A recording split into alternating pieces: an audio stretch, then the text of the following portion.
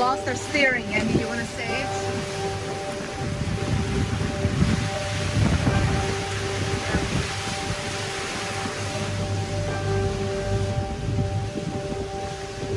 Yep. Yeah. Keep it a little bit to the right, Andy.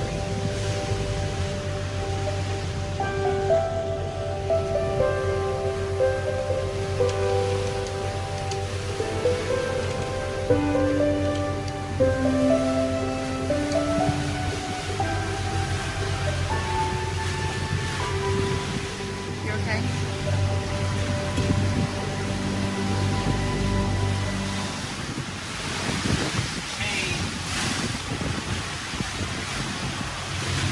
Sprockets from the autopilot broke, a wing snap.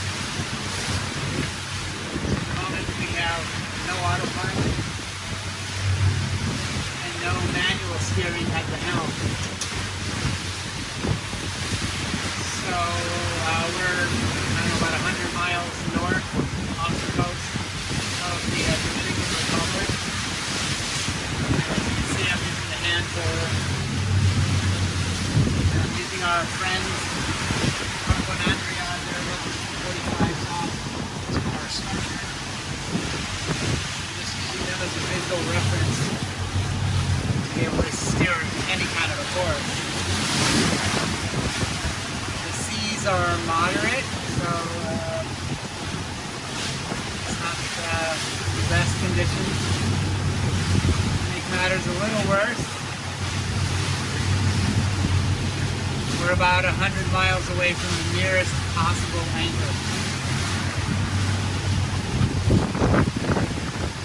So, you know, I don't want to spend a lot of time thinking about that because physicalities of hand steering like this for the next 8 hours or something. Yeah. Did you say 8 or 18?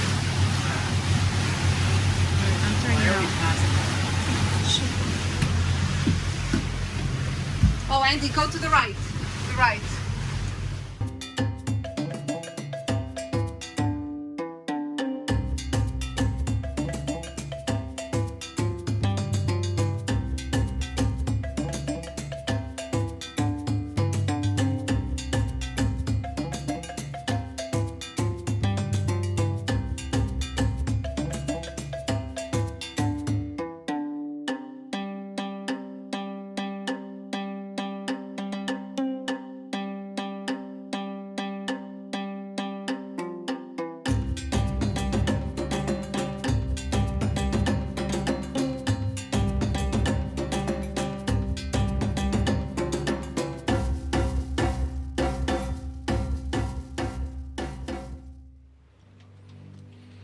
All right, so we thought it was about time that we recap what was the emergency that we had at sea. It was a big one. It was, yes, scary. There's no real beating around the bush, so I'd rather just kind of cut to the chase and say exactly what happened, and then we'll talk about where we were, what were our actions in the midst of the emergency, and what have we done kind of since this lovely event took place. So we were on our way back. I could show you here quickly on the map. We were down in St. Thomas, and we were on our way all the way back to Florida. So we were here, and the journey would have taken us all the way back up to the Fort Lauderdale or Miami area. I know it looks all very small here. It all fits nicely on one screen, but this is over 1,000 nautical miles. What ended up happening is that 300 miles into our trip, we left St. Thomas. So this is Puerto Rico. If we zoom in here, you'll see that this is, there's St. Thomas. We left the marina, drove our way kind of out here. We started to set our sails, and we found our track with the wind, and then we were off and running. As you can see, this purple line right here is our actual track that the boat laid while we were traveling. So we were traveling along here all nicely, and 300, almost exactly 300 miles into the trip, as you would expect on a moonless night, this water that is white here on the chart was north of 16,000 feet deep. Ironically, and unfortunately at the same time, this silver bank is right here. So this was only about 3 miles away from us. And as you can see, well, I don't know if you could see this, but it says coral and rocks awash, which means seemingly in the middle of the ocean. If we went a little bit in a southerly drift or direction, we would have hit rocks and coral, which obviously not cool. What happened was that our steering chain broke. The boat was on autopilot. I heard the kind of popping sound, which would be the chain hopping on the sprocket. I went to hit on autopilot here. You would immediately hit standby. I jumped out of my seat. I went to hit standby, but before I could hit this button, I heard a pretty loud bang, and the wheel here at the helm, this wheel, just as it popped, this just went spinning, spinning, spinning, and we immediately kind of went into the equivalent of a flat spin of an aircraft. At that moment, we were all over the place. We were in about 6 to 8 foot seas, completely pitch black. The great kind of blessing was that we were traveling with our dear friends Marco and Andrea, and they were less than a mile away from us. So I immediately radioed and told him that we've just lost all steering. Now, you remember that the steering and the steering chain is connected, and I can show you that in just a little bit here, but the chain behind the helm here is on a big sprocket, like a gear, and that is, as you turn this wheel, or the autopilot turns it, the chain is traveling up and down. The end of that chain, which is back there, is attached to 2 big cables, and those cables run one to the port and one to the starboard side, and those turn the rudder simultaneously. When that chain snapped back here and we had full sails up and 6 to 8 foot seas, those rudders got slapped whichever way the waves were pushing us. So the boat was all over the place immediately. And matter of fact, I could show you here. So you see this nice straight purple line. That's what it looks like when the autopilot's driving the boat in any seas, but this is even in rough seas. You can see that the autopilot does a great job in keeping the boat on track to its course. This looks like, I put this little target symbol here so I could find the moment of the incursion. And as we zoom in, you will quickly see how quickly we went out of control. So this right here is the point where the autopilot, the chain snapped on the steering chain. You could see how quickly we ended up going all over. The boat went violently all over the place. And then we ended up getting pushed this way, and you could see this little circus of twists and turns that the boat did. This was all within a matter of maybe 25 minutes. So we were really getting tossed all over the place. Because we were just trying to figure out which way Well, when this happened, and I will say both Maki and I, our pasts, before ever meeting each other in our past life, both of us at one point or another were flight attendants with airlines, and we had the benefit of all the safety training, recurrent annual training, and we've kind of taken that same mindset and applied it to our life here on the boat. So we review safety procedures. Where's our safety equipment? What would you do if this happened? What would you do? And we do it with the boys as well. Immediately after this happened, we needed to really figure out, assess what's the situation, what's going on. While I went downstairs there's a ceiling panel down in the starboard hall that's in the owner's cabin. And when you take that panel down, that gives you complete view and access to everything that's behind the helm here. And so as I took that ceiling panel down, the chain, or what was left of it, flopped out. So I immediately knew that it's not like the chain had popped off the sprocket and maybe there's a way to get it back on and retighten it. It was broken in two, and in the middle of the night in the boat flopping all over the place, I have no idea where the pieces are. I don't even know if we can fix it. So while I was doing that, Maki was on the VHF radio talking to our friends, I think you were talking to Marco. I have to say a huge thank you to Marco for immediately he kicked in on his side with what are, what are our options here. Really, it was either regain control of the boat or abandon ship. We weren't taking on water, so our initial thought was, let's solve this. Let's see if we can get control of the boat. From our current location to go around the Silverbank and to the kind of the north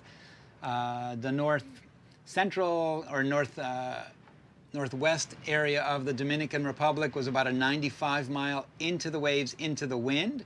Or there was this little island that was the beginning of the Turks and Caicos Islands that we could tuck in behind here. That was the first piece of land that we would be able to get to and tuck in behind. And that was roughly 118, 120 miles away. That was going to take about 18 hours. Now, the only way to drive the boat without a steering chain is to take manual control over the steering of the rudders. There's only one way to do that. Let's go to the back and I'll show you.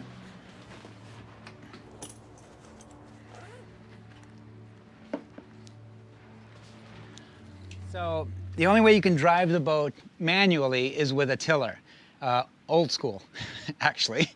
And the tiller, emergency tiller, at least on the Leopard catamarans, Leopard sailing catamarans that I know of, is back here. I'm going to show you where it is and how we take it out. So it's going to be in this locker in the back here. You can see it up inside here, right? So it's all nicely zip tied, which is fantastic. But in any emergency, in our situation, I knew I had seen this before. I had looked at it. I knew where it is. But to be honest, we've never taken it out.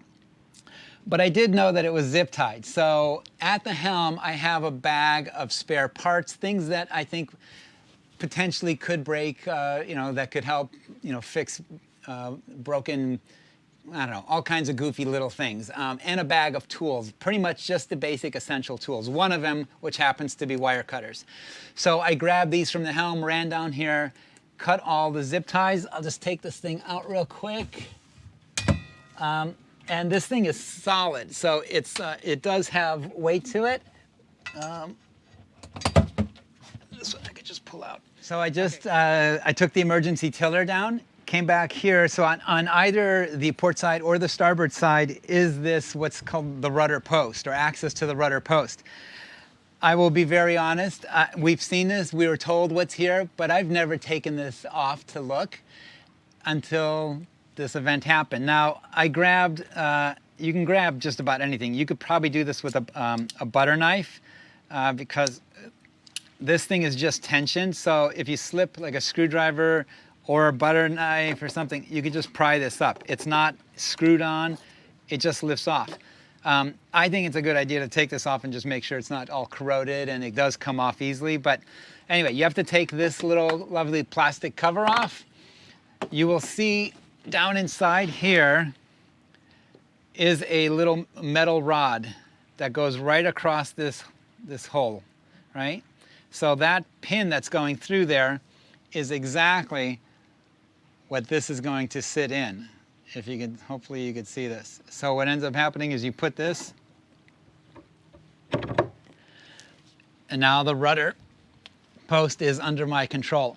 So what I have now become essentially is the steering wheel.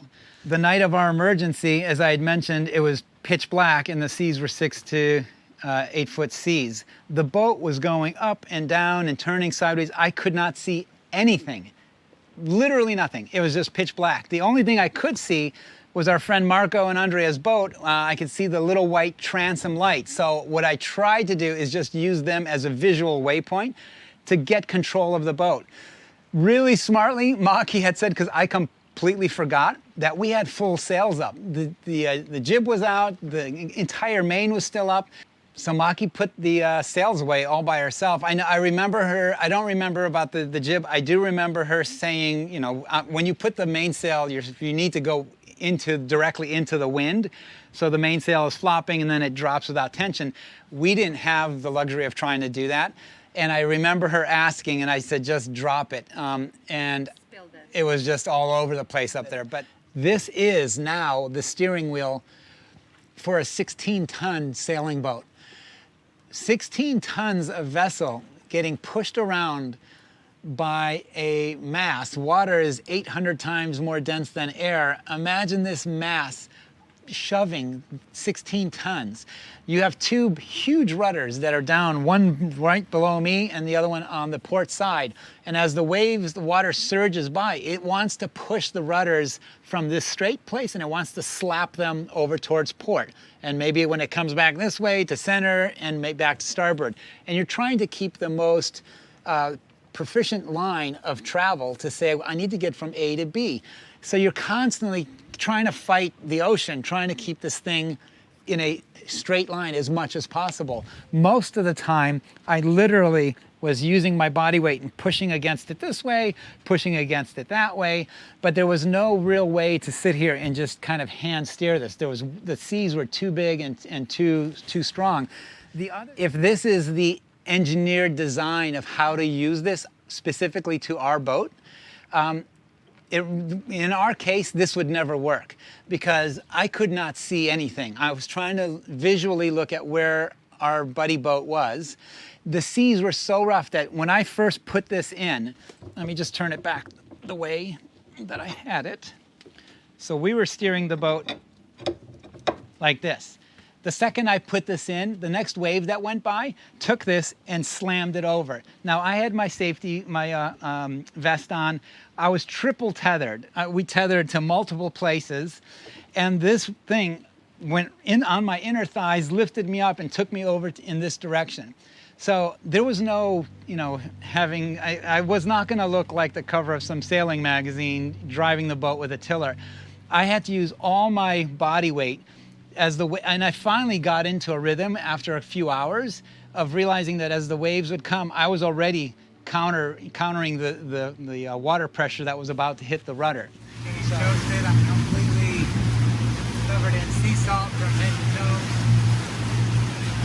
So we've been doing this since 2 o'clock in the morning and it's now 3:20. So 13 and a half hours of hand steering with a little stick. This is really calm seas compared to what we had this morning. 6 to 8 foot seas. Trying to steer this to any kind of a course.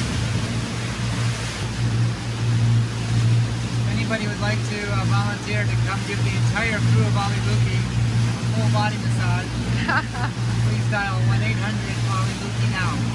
Operators are standing by to take your call. It was definitely a massive learning experience. Remember that Maki had started both engines because we needed propulsion. At this time, we're obviously not concerned about fuel economy and things. We needed both engines to create as much propulsion so we could fight against the seas, and that would allow me to steer back here a little easier at the very least.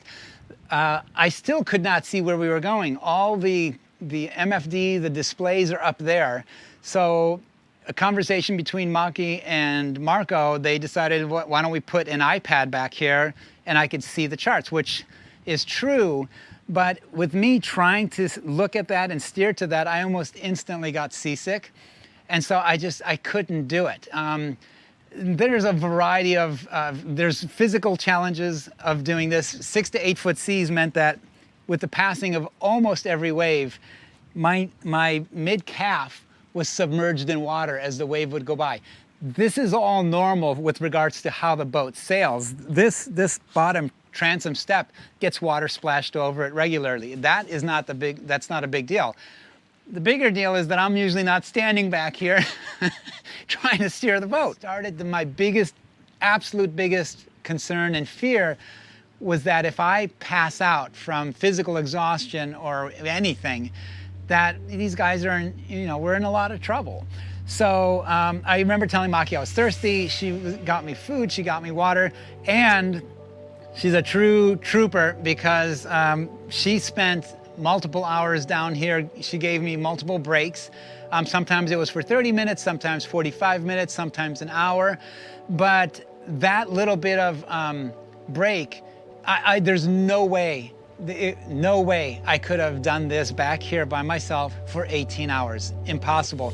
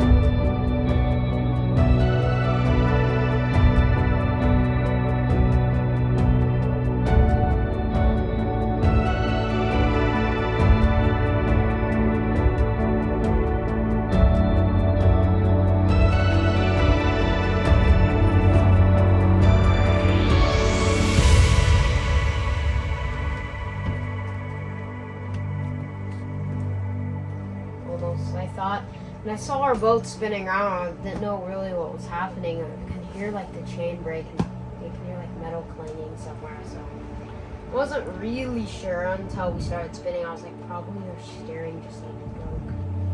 I don't know why though. Oh, here, you know what? Nobody ever sees you.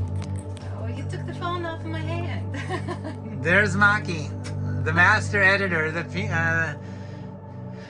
You guys never get a chance to see her a lot. She's busy doing the editing, and she's working with Oliver and Lucas and homeschooling and lots of other things. So, why don't you say? I mean, what did you feel in the midst of? I mean, I know what I was feeling and what I was doing, but Well, to be honest, I feel what happened is that when the chain broke, it felt so unreal. It didn't feel like that it was happening to us. It felt more like I was watching a movie, or I was looking at it on a TV screen and I was watching someone else. It was so surreal that I didn't feel like I was part of it. So it was more like autopilot, you know, the procedure of, you know, being a flight attendant before, you know, okay, so we need to, you know, stay calm, you know, find a tiller, can we fix